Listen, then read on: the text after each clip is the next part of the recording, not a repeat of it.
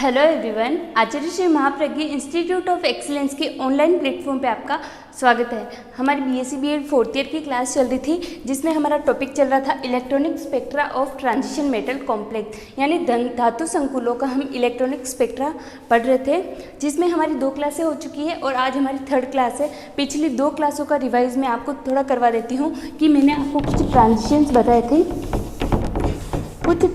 बताए थे, जिसमें मैंने आपको sigma to sigma star, n to sigma star, pi to pi star और एन टू पाई स्टार आपको ट्रांजिशन मैंने बताए थे। इन ट्रांजिशंस के अलावा मैंने आपको 2 ट्रांजिशंस और बताए थे।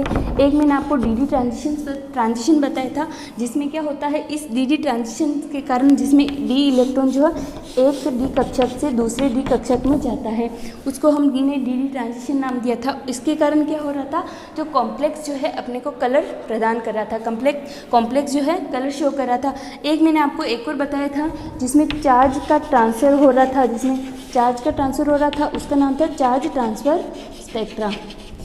चार्ज ट्रांसफ़र स्पेक्ट्रा में क्या था, एक तो हमारे पास था LMCT, जिसमें पूरे एक जो लिगेंड जो है धातु को अपने चार्ज का ट्रांसफ़र कर रहा था, जिसके कारण वो जो है कलर शो कर रहा था कॉम्प्लेक्स। एक हमारे पास था MLCT में क्या हो रहा था कि जो मेटल है वो लिगेंड को चार्ज का ट्रांसफ़र कर रहा था। ये चीज़ हमने देख ली थी। और हमने डीडी ट्रांजिशन के लिए जो है 2 सिलेक्शन रूल देखे थे। एक तो था लेपोर्टे सिलेक्शन रूल, एक था spin selection rule. 2 selection rule देखे थे। लेपोर्टे सिलेक्शन रूल में मैंने ये बताया था कि कोई अगर कौन से ट्रांजिशन जो होंगे जिसमें अनजीरेड से जीरेड जो ऑर्बिटल होंगे, जीरेड से अनजीरेड होंगे, वो ही ट्रांजिशंस अलाउ होंगे, बाकी अलग जो ट्रांजिशन है फॉरबिडन होंगे। और मैंने आपको ये बताया था कि जो डीडी ट्रांजिशन में इसमें भी क्या हो रहा था, ये भी जीरेड से जीरेड हो रहे थे, यानी ये ट्रांजिशन भी अलाउ नहीं होने चाहिए। ये ट्रांजिशन जो है लेपोर्टे फॉरबिडन है। जो अलाउ होते हैं वो जो डीडी शो करते हैं उनको अलाउ ट्रांजिशन बोलते हैं, और जो ट्रांजिशन को शो नहीं करते उनको फॉरबिडन बोलते हैं। तो अकॉर्डिंग टू लेपोर्टे के अकॉर्डिंग क्या है कि जो डीडी ट्रांजिशन है वो हमारे फॉरबिडन है। लेकिन इसमें जब रिलैक्सेशन दिया गया लेपोर्टे के रूल में, तो क्या हुआ, इन्होंने कहा कि जब कॉम्प्लेक्स बनाया जाता है तो यहाँ कुछ डी जो ऑर्बिटल है उसकी सममिति में चेंज हो जाता है, जिससे वो जो है डीडी ट्रांजिशन शो करता है, वो अलाउ कर देता है।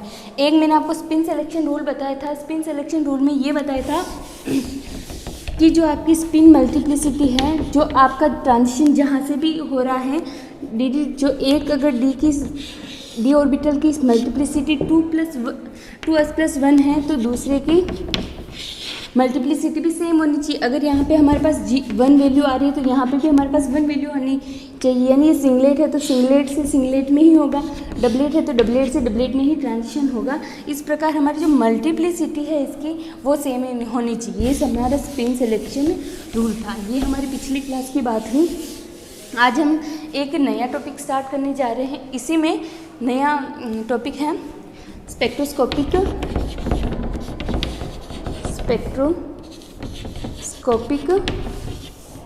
Ground state.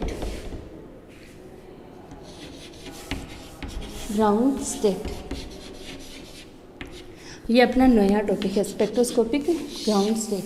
अब देखो, ग्राउंड स्टेट पे आने से पहले मैं आपको कुछ इसका बेसिक्स बता देती हूँ।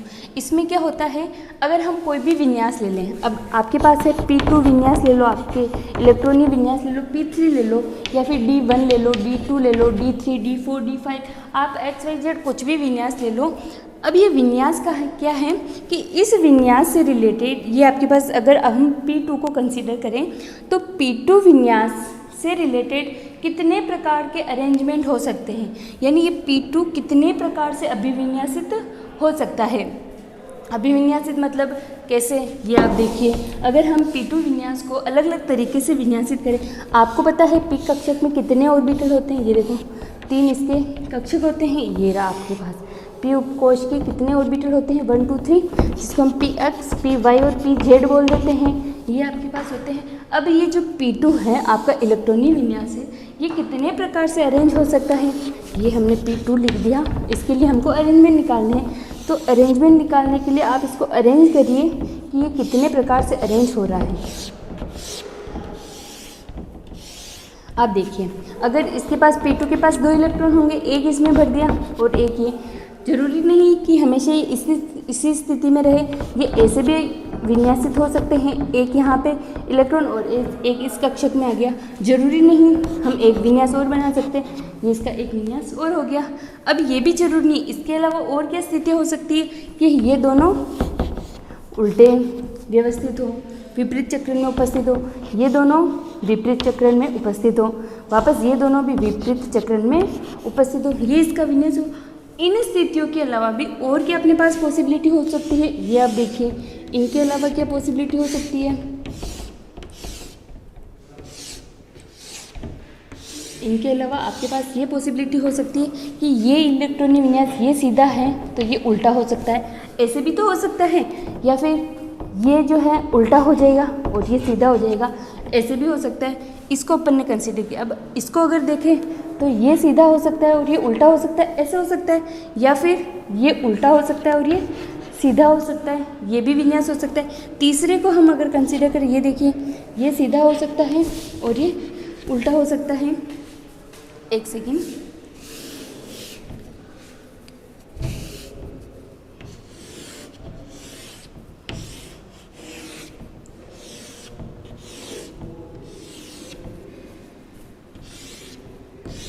ये देखिए, ये वापस से उल्टा हो सकता है, ये सीधा हो सकता है। अब हम इस तीसरे वाले को अगर कंसीडर करें, ये देखो, ये दोनों सीधे, इसमें जो है एक ये सीधा हो सकता है और एक ये उल्टा हो सकता है, और एक ये पॉसिबिलिटी भी हो सकती है कि ये उल्टा हो सकता है और ये वाला सीधा हो सकता है। अब देखिए आप कितनी पॉसिबिलिटी बन गई आपके पास, इतनी पॉसिबिलिटी बन गई। इनके अलावा भी और कैसे अरेंज हो सकता है, तो हम देखते हैं कि इनके अलावा भी ऐसे अरेंज हो सकता है कि ये जो दोनों इलेक्ट्रॉन हैं एक ही कक्षक में रहें। ये देखिए आप, ऐसे भी तो अरेंज हो सकते हैं, ये मैंने पूरा एरो बना दिया, ये ऐसे भी तो अरेंज हो सकते हैं, ये बीच वाले इस वाले में भी तो अरेंज हो सकते हैं, ये आपके पास ऐसे भी अरेंज हो सकते हैं। तो अब आप देखिए कि जो एक P2 विन्यास है वो कितनी तरह से अरेंज हो रहा है। आप देखिए 1 2 3 4 5 6 7 8 9 10 11 12 13 14 15, ये 15 तरीके से अपने विन्यास के आधार पर अरेंज हो सकता है। अब ये आप, अगर मैं आपको D3 दे दूँ या फिर D4 दे दूँ, तो आप ऐसा बना सकते हैं कि कितने तरीके से वो अरेंज हो सकता है। अब अगर आप D की बात आएगी तो आपके पास ये पाँच कक्षक बन जाएंगे, 1 2 3 4 5 कक्षक बन गए। तो ऐसे हम इनका अरेंजमेंट निकाल सकते हैं।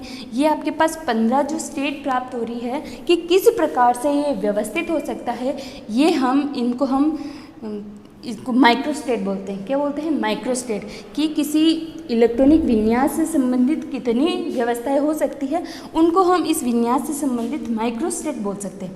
माइक्रोस्टेट यानी ये देखिए आप, ये आपका है माइक्रो स्टेट, कि ये एक विन्यास से संबंधित कितने प्रकार से अरेंज हो सकता है। ये इस P2 विन्यास की जो है माइक्रोस्टेट है, ये सब P2 विन्यास की माइक्रोस्टेट है। अगर मैं D3 के लिए निकालूं या फिर S के लिए निकालूं, तो किसी के लिए भी निकालूं, तो वो उससे उस इलेक्ट्रॉनिक विन्यास से संबंधित माइक्रोस्टेट्स होगी। अब आप प्रत्येक के लिए अगर आपको पूछे कि इसके लिए आप D3 विन्यास के लिए माइक्रोस्टेट निकालिए या फिर D6 के लिए, D4 के लिए आप माइक्रोस्टेट निकालिए, D5 के लिए निकालिए, तो क्या आप सबकी ऐसे बनाना पॉसिबल होगा कि माइक्रोस्टेट इसकी कितनी है? तो इसके लिए एक फॉर्मूला होता है। इसके लिए क्या फॉर्मूला होता है? जैसे हम P2 के ऊपर ही इसको अप्लाई करके देखते हैं इस फॉर्मूले को। ये फॉर्मूला है आपको n factorial n minus r factorial और इंटू जो है आपके पास r फैक्टोरियल। ये आपका फॉर्मूला है। इस फॉर्मूले के बेस पे आप किसी विन्यास से संबंधित कितनी माइक्रोस्टेट होगी वो आप पता लगा सकते हैं। अब यहाँ पे n क्या है और r क्या है? n आपका वो है कि आपका जो ये कक्षक है, ये कक्षक है, इसमें अधिकतम कितने इलेक्ट्रॉन रह सकते हैं। अगर आपके पास p उपकोश है, अगर p कक्षक की बात करें अपन, तो आप अधिकतम इसमें संख्या 6 इलेक्ट्रॉन भर सकते हो अधिकतम। ये देखिए, अगर मैं यहाँ से हटाऊँ 1 2 3 4 5 6, ये आप 6 इलेक्ट्रॉन भर सकते हो ना। आप उनके नियम के अकॉर्डिंग भर दो, 1 2 3 4 5 6, आप इसमें अधिकतम 6 इलेक्ट्रॉन भर सकते हो। तो किसी भी कक्षक से संबंधित उसमें कितने अपन अधिकतम इलेक्ट्रॉन भर सकते हैं वो संख्या हो जाएगी आपके पास। अगर हम बात करें कि आर कह रहा है, आर क्या होता है, आर होता है कि उस जो विन्यास में है जो इलेक्ट्रॉन कितने हैं, आर वो है आपके पास। एन हो गया, आर हो गया, एन क्या हो गया कि उस कक्षक की अधिकतम मैक्सिमम उसकी कैपेसिटी कितनी है वो आपका एन हो जाएगा। और आर क्या है कि उसके पास में कितने इलेक्ट्रॉन उपस्थित है। हम इस फॉर्मूले को इसके लिए अप्लाई करें, आप देखिए मैं यहाँ से मिटा देती हूँ। ये देखिए n अपने पास यहाँ पे हो जाएगा 6 हो जाएगा। पी के लिए जब हम बात करेंगे तो ये 6 फैक्टोरियल हो जाएगा। और यहाँ से हम बात करेंगे 6 - 2, ये ब्रैकेट वाली फैक्टोरियल इंटू यहाँ पे r की वैल्यू आपके पास 2 है क्योंकि इस इलेक्ट्रॉनिक विन्यास के लिए आपके पास 2 है। तो जब हम इसकी वैल्यू निकालेंगे तो ये देखिए 6, जब फैक्टोरियल का साइन हटाते हैं तो आपके पास इसको खोल के लिखना पड़ता है 2 × 1/6 में से 2 का 4 हो जाएगा। और 4 को जब हम खोल के लिखेंगे तो 4 × 3 × 2 × 1 हो जाएगा। और इस 2 × 1 इसका 2 × ये 1 हो जाएगा। ये आपका हो गया। आप इसको कट कर दीजिए 4 × 3 × 2 × 1 से डायरेक्ट 4 × 3 × 2 × 1 कट गया। और इसको काट दीजिए, ये आपका डायरेक्ट आ गया 15। हमने जब इसके लिए माइक्रोस्टेट को काउंट किया था एक एक निकाल के, एक एक अरेंजमेंट करके, तो हमारे पास 15 प्राप्त हुआ था। तो हमने इसको फॉर्मूले से निकाला तो हमारे पास इसके लिए 15 ही प्राप्त हो गया। एक और एग्जांपल लेके समझते हैं इसको। जैसे आपने कोई इलेक्ट्रॉनिक कॉन्फ़िगरेशन लिया, आपने D3 लिया, आपने ये आपके पास D3 है। D3 में क्या है, D3 में आप देखिए, अब वापस अपना फॉर्मूला लिखिए n factorial n - r factorial और इंटू r का फैक्टोरियल। ये आपके पास फॉर्मूला हो गया। फॉर्मूले के बाद आप बात करें कि n फैक्टोरियल, यहाँ पे n की वैल्यू जो हो क्या हो जाएगी, आपको पता है जी d ऑर्बिटल होते हैं 1 2 3 4 5 कक्षक होते हैं d के। आप देखिए 1 2 3 4 5 6 7 8 9 10, इसकी फुल कैपेसिटी कितनी होती है, इसकी फुल कैपेसिटी अपने पास ये हो गई 10 फैक्टोरियल हमने लिख दिया। हम किस विन्यास की बात कर रहे हैं, D3 विन्यास की बात कर रहे हैं। तो क्या हो जाएगा, आप यहाँ से 10 - 3 लिख दीजिए और इसका फैक्टोरियल कर दीजिए इंटू 3 का ये फैक्टोरियल हो जाएगा। आप इसको सोल्व करिए, इसके लिए कितनी वैल्यू आएगी, इसके लिए ये वैल्यू आएगी 10 9 8 7 6 5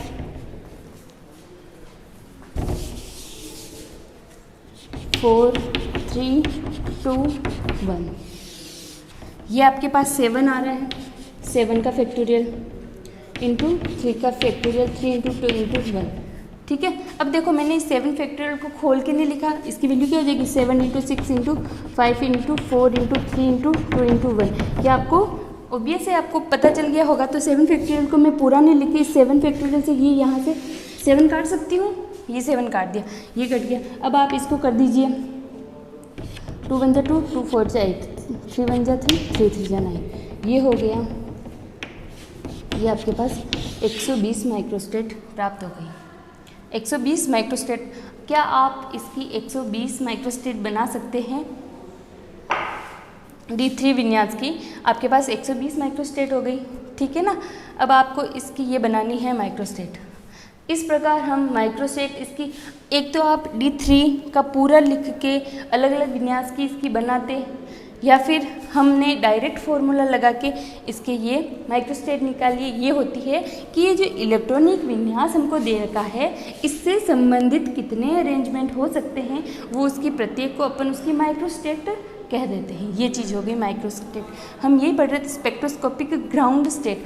अब देखो इतने प्रकार की हम जब हमने माइक्रोस्टेट प्राप्त कर ली, तो इनमें से सबसे जो एनर्जी, जो सबसे जो ग्राउंड स्टेट होगी वो उसकी क्या, जब सबसे स्टेबल या फिर सबसे जो ज़्यादा बार रिपीट हो रही है, या फिर जो सबसे स्टेबल है वो उसकी कौन सी उसकी स्टेट होगी, तो हम उसको बोलेंगे स्पेक्ट्रोस्कोपिक ग्राउंड स्टेट। और स्पेक्ट्रोस्कोपिक ग्राउंड स्टेट कौन सी स्टेट होती है, जिसमें हम इलेक्ट्रॉनों को जो है हुंड के नियम के अनुसार पढ़ते हैं, वो हमारी जो है स्पेक्ट्रोस्कोपिक ग्राउंड स्टेट होती है। अब हम बात करते हैं स्पेक्ट्रोस्कोपिक ग्राउंड स्टेट के भी बाद में कि देखो आप जब इलेक्ट्रॉन जो है स्पिन करता है, आप किसी भी इलेक्ट्रॉन के लिए हम चार क्वांटम संख्याओं को पढ़ते हैं, principal quantum number, azimuthal quantum number, spin quantum number and magnetic quantum number. 4 quantum number हम पढ़ते हैं, जिसमें है पहला है मुख्य क्वांटम संख्या, प्रिंसिपल क्वांटम नंबर, मुख्य क्वांटम, ये मैं आपको खाली शॉर्ट में लिख देती हूँ। इलेक्ट्रॉन से संबंधित एक तो होता है एन, एल होता है, और एक होता है आपका जो स्पिन क्वांटम नंबर होगा एम एल या एम एस होगा, और एक आपका होता है चुंबकीय क्वांटम संख्या एम, ये मुख्य क्वांटम संख्या, ये जो उपकोश को शो करती है, और ये आपका जो स्पिन हो जाएगा स्पिन क्वांटम नंबर में, ये चुंबकीय क्वांटम संख्या कि एम पॉजिटिव होगा कि नेगेटिव होगा, ये हो गया। और आपका जो एक होती है चक्रण क्वांटम संख्या, स्पिन क्वांटम नंबर, चक्रण क्वांटम नंबर, चुंबकीय, इसके लिए आपको पता है जैसे अगर अपन s के लिए वैल्यू पढ़ते हैं, s के पास में आपके एक ही ऑर्बिटल होता है। मुख्य क्वांटम संख्या तो आपकी क्या हो जाती है, जैसे जिसके लिए n के मान 1 होगा उसके लिए उसकी वैल्यू हो जाती है k, n का मान 2 होते पहले l, 3 होते पहले m, k l m n o p, ऐसे बढ़ता जाता है। और उपकोष की आपको पता है l के लिए जैसे 0, किसी उपकोष की संख्या 0 है तो उसके लिए आपके पास s आ जाएगा, 1 है तो p आ जाएगा, 2 है तो d आ जाएगा, 3 है तो f आ जाएगा। हमारे पास मेन उपकोष ये होते हैं। अब जो है ये कक्षकीय चुंबकीय क्वांटम संख्या में जैसे हमारे पास ये है एक s कक्षक एक में ही डिवाइड होता है, तो इसके लिए आपके पास 0 वैल्यू हो जाती है। लेकिन जैसे ही आपके पास p कक्षक आते हैं, p कक्षक के लिए आपके पास जो है p x, p y और p z होते हैं, p x, p y, p z होते हैं, तो इसके लिए जो है -1 से लगाकर वैल्यू स्टार्ट होती है और +1 तक जाती है। अगर हम इसी के लिए डी कक्षक की हम बात करें, तो यहाँ से -2 से स्टार्ट होकर -1, 0, +1 और +2 तक ये जाती हैं। ऐसे हम इनकी चुंबकीय क्वांटम संख्या निकालते हैं। चक्रण क्वांटम संख्या आपको पता है कि या फिर तो उसके लिए हाफ मान होगा इलेक्ट्रॉन के लिए, या फिर इसके लिए -1 होगा। ये 4 प्रकार की किसी इलेक्ट्रॉन से संबंधित क्वांटम संख्या होती है। इसके बाद हम बात करते हैं कि जब इलेक्ट्रॉन जो है स्पिन कर रहा है यानी या फिर तो उसका +½ होगा या फिर इसका -½ होगा। जब कोई इलेक्ट्रॉन अपने अक्ष पर स्पिन करता है तो उसमें आपको पता है उसका जो है इसमें कोणीय संवेग उत्पन्न होता है, जिसको उसका चक्रण कोणीय संवेग बोलते हैं, चक्रण कोणीय संवेग बोलते हैं। ठीक है, चक्रण कोणीय संवेग उत्पन्न हो रहा है उसमें। अब एक चीज़ और आती है कि जब इलेक्ट्रॉनों की संख्या कम होती है तो वो इजीली स्पिन कर लेते हैं और उसमें कोई प्रॉब्लम नहीं आती है।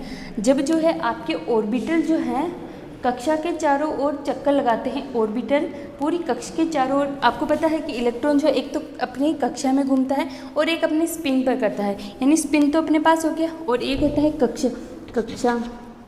जब कक्षा में घूमता है कक्षीय गति वो करता है, तो उसमें कक्षीय गति के कारण एक कक्षीय कोणीय संवेग उसमें उत्पन्न होता है, कक्षीय कोणीय संवेग उत्पन्न होता है। स्पिन कर रहा है चक्रण कोणीय संवेग, कक्षा में घूम रहा है कक्षीय कोणीय संवेग, 2 प्रकार के संवेग उत्पन्न हो गए।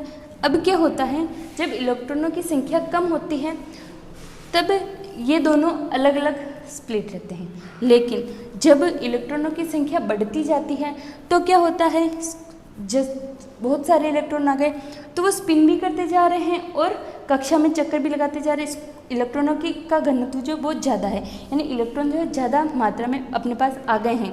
अब क्या होगा, ये जो चक्रण के कारण जो चक्रीय कोणीय संवेग उत्पन्न हो रहा है और जो कक्षीय गति के कारण जो कक्षीय कोणीय संवेग जो अपने पास उत्पन्न हो रहा है, वो क्या करेंगे, वो दोनों भी आपस में कपलिंग कर लेंगे। ये दोनों भी आपस में कपलिंग कर लेंगे, जिसको अपन कहेंगे चक्रण यानी स्पिन। और ये जो कक्षा में गति के कारण एल जो है स्पिन कपलिंग हो जाएगी और ये एल जो है कक्षीय कपलिंग हो जाएगी। अब ये जब कपलिंग करने लग जाएंगे तो क्या कपलिंग क्यों कर रहे हैं, इलेक्ट्रॉन और इलेक्ट्रॉन के रिपल्शन के कारण वो कपलिंग करने लग जाएंगे। जब इलेक्ट्रॉनों का घनत्व बढ़ने लगेगा तो इलेक्ट्रॉन जो है एक दूसरे को रिपल्स करने लगेंगे, प्रतिकर्षित करने लगेंगे। तो क्या होगा कि ये जो चक्रण कोणीय संवेग और कक्षीय कोणीय संवेग आपस में युग्मन कर लेंगे। और ये युग्मन कितने प्रकार का होगा? ये युग्मन जो है आप देखिए 2 प्रकार का होगा। ये युग्मन जो है आपके पास 2 प्रकार का होगा। अब देखिए युग्मन एक तो होगा आपके पास S S coupling, S S coupling. अगर हम एस एस कपलिंग की यहाँ बात करें, एस एस कपलिंग में क्या होगा, जैसे मैंने आपको कोई एक इलेक्ट्रॉनीय विन्यास दे दिया, P2 इलेक्ट्रॉनीय विन्यास दे दिया, P2 को ही हम कंसिडर करते हैं।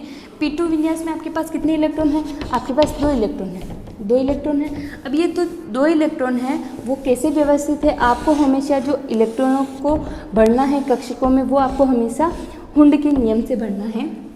हुंड के नियम से जब हम इलेक्ट्रॉनों को भरेंगे, एक इलेक्ट्रॉन इसमें आएगा और एक इलेक्ट्रॉन इसमें आएगा। 2 इलेक्ट्रॉन आ गए आपके पास, एक इलेक्ट्रॉन ये और एक इलेक्ट्रॉन ये आ गया। एस एस कपलिंग कैसे करेंगे? जब हमारे पास स्पिन और स्पिन की कपलिंग हो जाएगी, एक इलेक्ट्रॉन आपके पास ये है और दूसरा आपके पास इलेक्ट्रॉन ये है। जब ये दोनों, इन दोनों की स्पिन, जो ये दोनों इलेक्ट्रॉन जो स्पिन कर रहे हैं, इन दोनों की स्पिन जब कपलिंग कर देगी तो आपको जो मेन जो रिजल्ट प्राप्त होगा वो टोटल आपको स्पिन क्वांटम स्पिन जो है टोटल स्पिन एंगुलर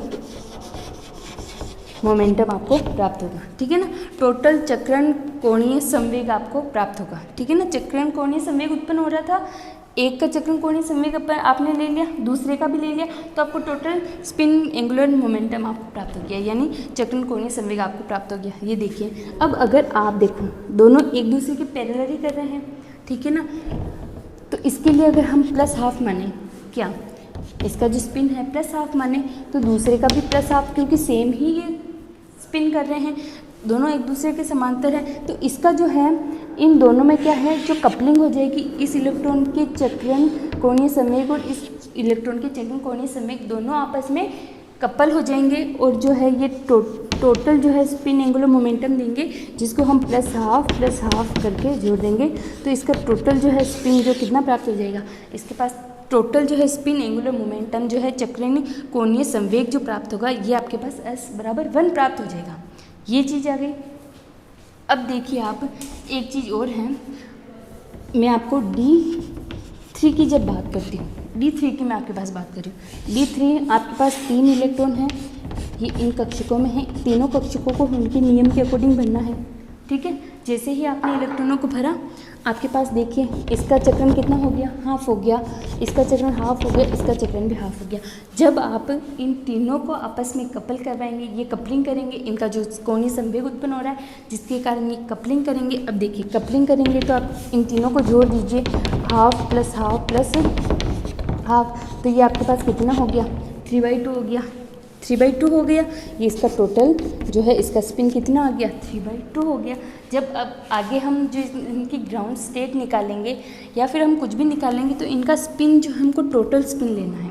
जैसे आपके पास D3 विन्यास है तो इसके लिए आ गया, अगर आपके पास D4 विन्यास आ जाता है तो इसमें +½ और ऐड हो जाएगा। ठीक है ना, +½ जैसे ही आपके हाफ और ऐड कर दो तो ये आपके पास 4/2 यानी कितना हो गया, इसका टोटल 2 आ जाएगा, 2 आ जाएगा ना। अब देखो मैंने अगर बात करूँ, यहाँ पे मैं बात करूँ कि यहाँ पे 6 इलेक्ट्रॉन हो चुके हैं, यहाँ पे आपके पास 6 इलेक्ट्रॉन हो चुके हैं, तो अब क्या करोगे, ये देखो अगर एक के लिए हम +½ गिन रहे हैं तो आपको दूसरे के लिए जो है -½ गिनना पड़ेगा, -½ गिनना पड़ेगा, यानी +½ से -½ ये तो कैंसिल ही हो जाएगा, इसका तो स्पिन एंगुलर मोमेंटम इसमें उत्पन्न होगा ही नहीं। तो आपके पास जो रिमेनिंग 4 बचेंगे उसके लिए ही आपको स्पिन कपलिंग निकालनी है, स्पिन कपलिंग निकालनी है। ये चीज़ क्लियर हो गई। एक कपलिंग और होती है, ये आपकी स्पिन कपलिंग हो गई। आगे जब आप स्पेक्ट्रोस्कोपिक ग्राउंड स्टेट निकालोगे, किसी के लिए टर्न सिंबल निकालोगे, तो आपको S की वैल्यू ऐसे ही निकालनी है।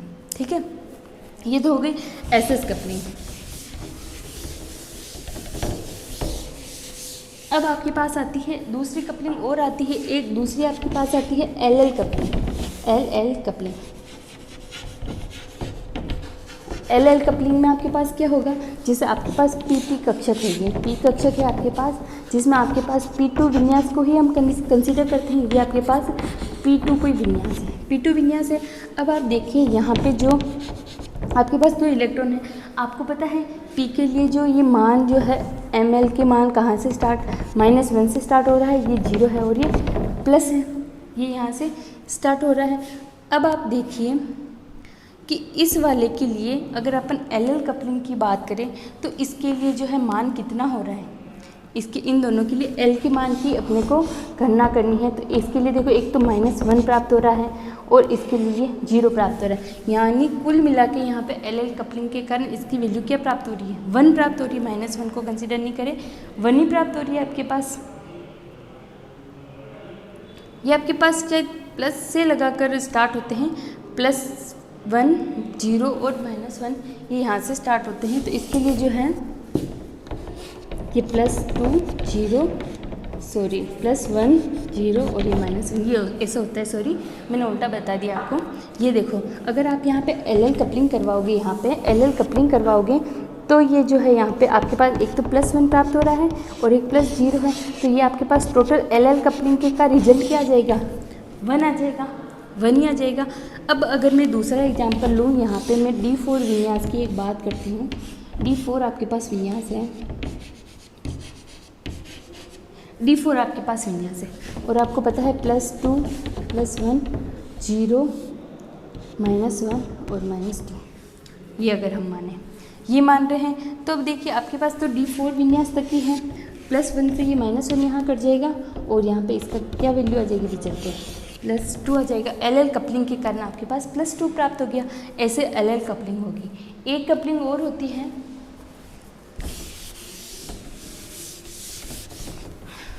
एक कपलिंग और होती है जिसको हम RS कपलिंग बोलते हैं। RS कपलिंग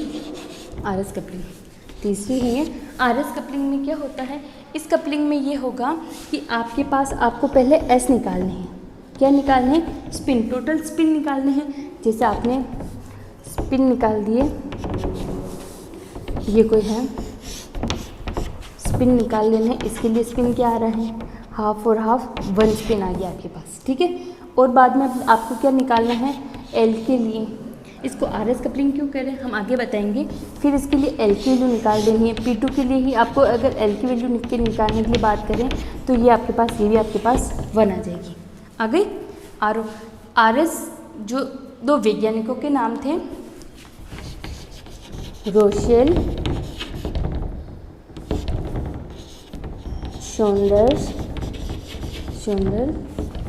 कपलिंग बोलते हैं इसको, रोशेल शोंडर कपलिंग बोलते हैं। ये 2 वैज्ञानिक थे, रोशेल और शोंडर। उन्होंने जो है इस कपलिंग के बारे में बताया, इसलिए इसको RS कपलिंग बोलते हैं।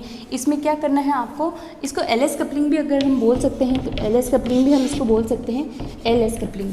LS कपलिंग क्यों, पहले हम रिजल्टेंट L निकाल रहे हैं और बाद में हम S निकाल रहे हैं, मतलब टोटल L निकालना है आपको और टोटल S निकालना है, ठीक है। जिससे आपको जो LS कपलिंग प्राप्त होगी, जिसको हम J से शो करेंगे। J से शो करेंगे तो क्या होगा, आपके पास S कितना आया, देखिए 1 आया और L कितना आया, ये भी 1 आया। मतलब आपके लिए J की वैल्यू कितनी आ गई, 2। यानी LS कपलिंग के कारण जो आपको रिजल्टेंट प्राप्त हो रहा है वो आपको 2 प्राप्त हो रहा है, ठीक है ना। तीनों प्रकार की कपलिंग आपको समझ में आ गई होगी। देखिए आप, ये तीनों कपलिंग आगे काम आएगी, आगे जब हम टर्म सिंबल निकालेंगे तब आपके काम आएगी। जैसे आपके पास एक तो थी SS कपलिंग, जिसमें स्पिन को काउंट करना है कि +12 इसका है, +12 इसका है। बाद में आती है LL कपलिंग, जिसमें आपको इनकी ये जो चुंबकीय क्वांटम संख्या इनको काउंट करना है। इसके लिए +1 है तो इसका +1 हो जाएगा, ठीक है। और अगर लास्ट आती है RS कपलिंग या LS कपलिंग, इसमें क्या करना है, पहले S निकालना है आपको, इसके लिए S निकालना है और L निकालना है और फिर जो J निकलेगा, टोटल निकलेगा, L और S को, L + S को जोड़ देना है तो आपके पास J निकल जाएगा, टोटल निकल जाएगा। जो आपके पास चक्रण और जो कक्षीय दोनों का जो कोणीय संवेग है वो आपस में जुड़ जाएगा और इस J को अपन बोल देंगे चक्रण कक्षीय कोणीय संवेग, अपन इसको बोलेंगे, ठीक है ना। क्योंकि ये दोनों जुड़ रहे हैं, स्पिन वाला भी जुड़ रहा है और आपका कक्षक वाला भी जुड़ रहा है, तो आपके पास L और S दोनों प्रकार की कपलिंग हो जाएगी। तो ये आपके पास G के लिए 2 हो गया, ठीक है ना, जो 2 हो गया। ये आपके पास 3 प्रकार की कपलिंग होगी। इन कपलिंग के बाद हम जो है इनके बेस पे ग्राउंड स्टेट की टर्म कैसे निकालेंगे, इनका टर्म सिंबल क्या होगा। जैसे मैं आपको बार बार P2 जो है, आपको P2 जो विन्यास डिफाइन कर रही हूँ, इस P2 विन्यास के लिए एक कुछ ना कुछ टर्म होगी। इसके लिए हम कुछ सिंबल देंगे, इसको एक सिंबल दे देंगे। जैसे ही हमने इस सिंबल दिया कि हमारे पास XYZ कुछ भी सिंबल प्राप्त हो रहा है, ये सिंबल से हम इसका विन्यास क्या है वो आइडेंटिफाई कर सकते हैं। ये होती है हमारी ग्राउंड, ये जो हमने जो माइक्रो स्टेट या ग्राउंड स्टेट बताया, उसके लिए हम टर्म से सिंबल निकाल सकते हैं कि अपने पास XYZ जैसे D3 विन्यास है, D3 विन्यास है, इसका सिंबल क्या होगा। ये हमारे पास विन्यास है, इसका सिंबल क्या होगा कि हम इसको आइडेंटिफाई कर सकें। ऐसे हम सिंबल्स निकाल सकते हैं। हर एक विन्यास का हम अलग अलग निकालना सीखेंगे कि इसके लिए कैसे निकालते हैं। ये हो गई। और अपन इनके बेस पे कि सबसे इतनी जो हमारी माइक्रो स्टेट बनती है, तो सबसे जो ग्राउंड स्टेट होगी, सबसे जो निम्नतम अवस्था वाली अवस्था होगी, निम्नतम विन्यास वाली जो अवस्था होगी, उसका जो है विन्यास कैसे होगा या फिर उसके लिए टर्म सिंबल क्या होगा, वो हम नेक्स्ट क्लास में डिस्कस करेंगे। Thank you.